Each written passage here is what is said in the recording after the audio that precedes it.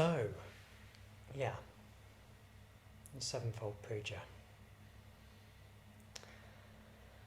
So, some of us have been on a whole series looking at this puja. I'm just going to say a few words, trying to perhaps, give, how to put it, a particular angle on the nature of the Sevenfold Puja, how to approach it if you're not familiar with puja, or if you didn't attend all of the last series, the current series.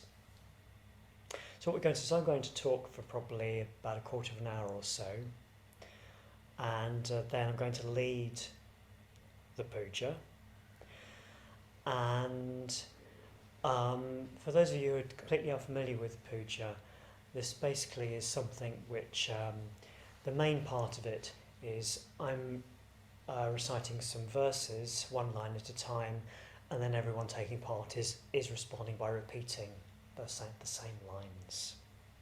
So we call it call and response. Sorry, what time are we going to finish? It will finish by 9:30. 9:30. Yeah. I'll try to make sure. I might need to leave earlier for work. So Okay, sure. Yeah. Yeah. So mainly we do it in call and response. I'll come back to that when we go into the details. And the Sevenfold Puja, these verses are taken from an 8th century text called the Bodhisattva. So these lines are selected to form a traditional structure from a much larger text, the Bodhisattva, something like the entry into the fairing of the bodhisattva. So an entry into the way of, or the path of the bodhisattva, the one who is dedicated to helping all beings attain complete liberation, enlightenment, relieve all suffering. So it's a very high ideal that these verses are evoking and moving towards. Now, my first, I don't clearly remember my first experience of puja, but I do remember earlier on the same day, or maybe it was the day before, a good friend of mine going through it with me very carefully and sort of explaining, oh look, it's like this, no it's not that, it's sort of like this, and really sort of explaining the nature of the puja, which I found very helpful. I think if I'd gone into it otherwise it would have been, whoa, what's all this? This is all very weird. But actually no, he just sort of gave me a sense of what it was really about. Now I'm not going to go and try and go through the whole puja in this short talk tonight. Many of us have had 6 sessions going through the puja. But I want to say a few words. And I want to use what is, so our teacher Sangha, Bante as we call him, he has a book called Ritual and Devotion in Buddhism, which is very, very good if you want to look more into how to approach puja, which is what we're doing, puja. And he describes it, I think it's actually quite a good definition, he describes it as a poetical invocation of real spiritual forces. I think that's brilliant. A poetical invocation of real spiritual forces. So I want to just look at some of the words in that little phrase. So firstly, puja is poetical.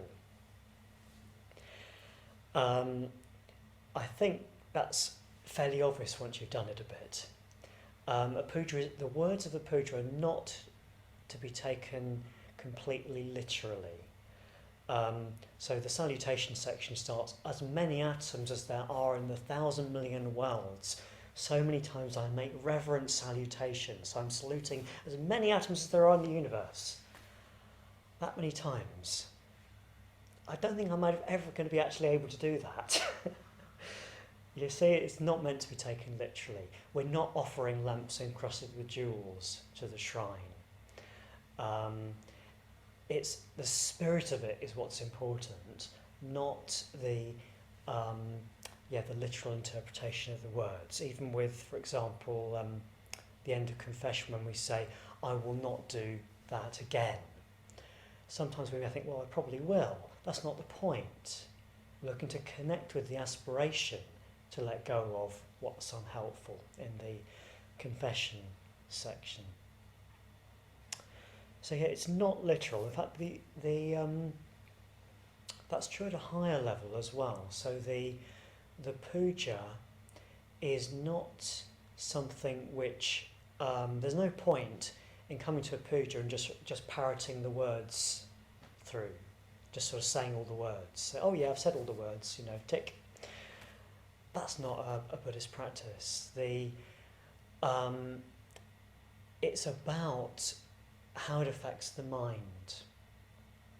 So the Buddha, in fact, drew out what we often translate as the fetter of dependence on religious observances or moral observances and religious, I forget the words, religious rites as ends in themselves. So it is an impediment to spiritual growth to do things as if by ticking the box will have benefit. It won't. The benefit is from how we engage with it.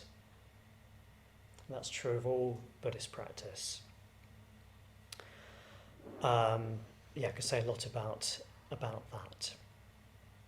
There's perhaps ethics is perhaps a more complex area of application there, but let's just talking about ritual. There's no point in ticking the box. So yeah, it's poetical. It's not to be taken literally. It's an invocation.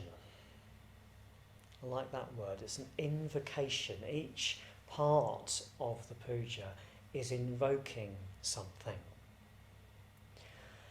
So, just to give an analogy. So, in the Metabhavana, if we're using phrases in the Metabhavana, which some of us may do, like "May I be well," "May they be well," those phrases have got no inherent value. There's no point in doing the Metabhavana and saying, "May they be well, may they be well, may they be well." What matters is to look for something in us which says, yes, I do want this person to be well, I do wish them well. Something which responds to the words. And the puja is just the same. When we drop the words in, something in us may respond, and it may not always. Some parts of the puja will probably move us more than others. It's about letting us say the words and just seeing where, oh gosh, yes, I do wish may those who have suffered be happy. I do wish that. I don't mean thinking, oh gosh, yes, but noticing that response. And of course, the response may happen without our noticing it, but it's the response that matters, not the saying of the words in themselves.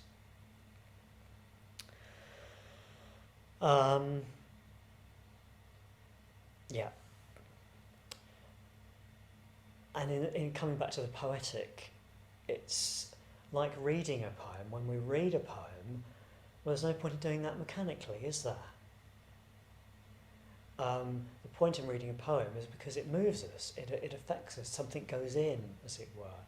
And actually, I was saying about a response, well, it can be that you do a puja, and it goes in, doesn't seem to sort of register that much, but afterwards you do feel different. So the response is not necessarily obvious or immediate. Okay, so a poetical invocation of real spiritual forces. So it's not, think of invocation, it can suggest sort of like a magical rite for summoning a being.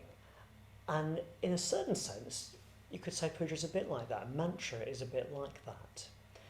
But like real spiritual forces, it sort of gets away from that question of to whether what we're invoking is sort of somewhere out there looking down from the heavens, which it's not, or something that's just in our imagination. And it's not just that either, it's something that sort of exists somehow in between the two. And that's a big topic.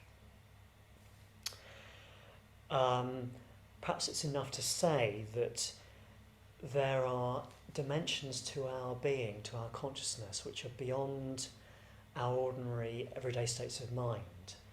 And puja can speak to those and bring those more into the fore.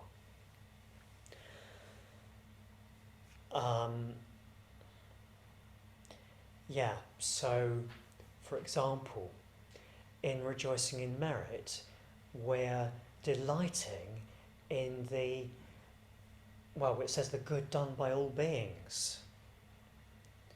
We're delighting in the fact that in this world, people generally, to greater or lesser degrees, people do things which are of benefit to others and to themselves. Things which lead them to a more liberated mind. So that is something to rejoice in. And when we do that section, we may feel that. If we don't, that's all right. The section of the puja that tends to move me the most is the last one, the transference of merit and self-surrender, where we're evoking a generosity that's absolutely vast, that we're prepared to give everything away. I'm not actually. I'd like to be though. So when I do those verses, when I recite those verses of giving all the benefits I've received from doing this puja and everything else, I find that inspiring because something in me really responds to that vision of being so generous that I don't need to hold anything back. I'm not afraid to be. I'm not talking about a naive generosity here, but something that transcends me and my fear, as it were. So the different sections of the puja can really invoke something in us, something that's a real spiritual force that's within us and without us, outside us, as it were. And in its fullness, what is being evoked is the bodhicitta, that force, we could use that word, which is what makes a bodhisattva a bodhisattva. So which makes somebody utterly dedicated to the welfare of all beings, not out of some sort of what's the word? No, I can't think of it. They're not punishing themselves, they're doing it because that's what they want to do. Okay, so let's just run through the structure of the puja in a little bit of detail. So firstly we have the worship section. So it starts with worship. How's that for a word? Reverence we've been talking about in this series, which I think is a more helpful word to us in our culture. Revering our highest ideals, our potential, as we've been relating to it in this series. After that first section, we'll have a mantra, which Anna Lane will lead, the Avalokiteshvara mantra. And after she's done that a couple of times, we can join in. You can join in online, of course. And the mantra is evoking the ideal of highest compassion. That's the Avalokiteshvara, is the bodhisattva of compassion. So a very high dimension of enlightenment being invoked, a real spiritual force, compassion at the highest level. And during the mantra we can make offerings. As you've heard before probably, there's no right way of doing that. People do often do very similar things, but if you want to, you can come forward to the shrine here, or at home you could imagine making an offering if you don't have a shrine. We come up in twos if we're here at the Buddhist Centre. And after a while, we'll let the mantra just fade away when everyone who wants to has made an offering. The puja will carry on. After the third section, going for refuge, we'll have the refuges and precepts, which we'll do in call and response. These are in Pali. There isn't time to go through what they mean, but they're an expression of desire to move towards the Buddha, Dharma and Sangha. And then the precepts are an aspiration for how we wish to live our lives, firstly in Pali, then in a positive form in English.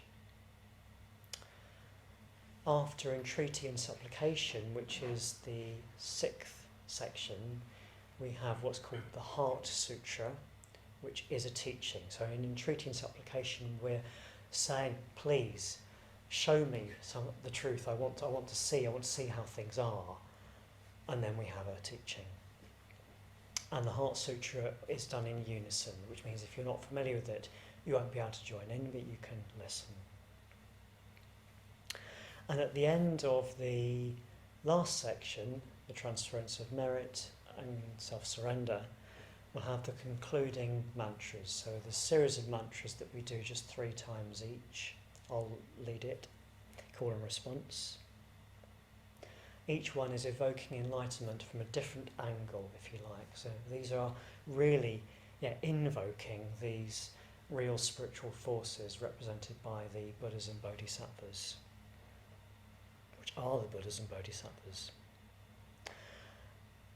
And they end with Om Shanti, Shanti, Shanti, just the once.